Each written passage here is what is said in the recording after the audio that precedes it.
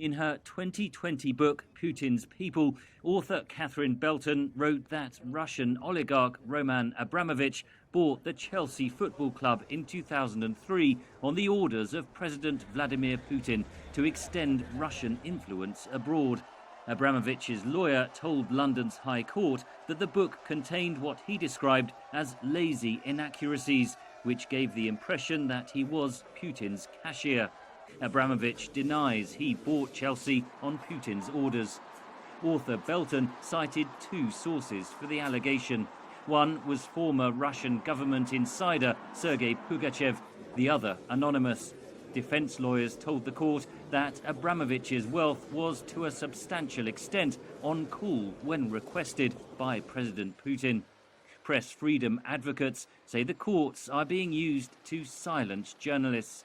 The concern here is that this could lead to, and it's intended indeed, to create fear, a climate of fear, which would inhibit investigative journalism and which would inhibit the questioning of those who exercise huge power and wealth and influence. It's about Russia, it's about Russian money, but it's also about Russian influence in the UK. Russia's state-owned energy giant Rosneft is also suing Belton and her publisher HarperCollins UK. Rosneft's lawyers argued passages in the book suggested the company had expropriated the assets of Russian oil company Yukos in a rigged auction. Catherine Belton's lawyers told the court the claims were well sourced and based on years of research and interviews. As Belton is named as a defendant, her personal assets are at risk. We have to be very clear that there is a right to one's good name.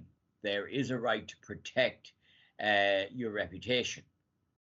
But when defamation law is used to prevent, as is happening, it seems to me in this case, the legitimate questioning of powerful individuals, when it is used to inhibit legitimate questioning about matters of public interest, then we have to ask if the law is appropriate.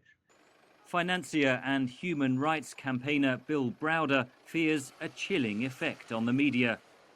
You're going to have less robust reporting and less controversial books about corruption in Russia and about Putin and about the oligarchs, because everyone's going to be afraid of finding themselves in the same situation. Belton's book was name-checked in a video posted online by the jailed Russian opposition leader Alexei Navalny, in which he claimed President Putin owned a secret $1 billion mansion on the Black Sea. Putin denies the claim. I'm certain that the Kremlin will use every aspect of this case as propaganda. The initial two-day hearing last month was to decide the meaning of contested passages. A ruling on that is expected next month, and any defamation trial would proceed on the basis of those meanings. Henry Ridgwell for VOA News, London.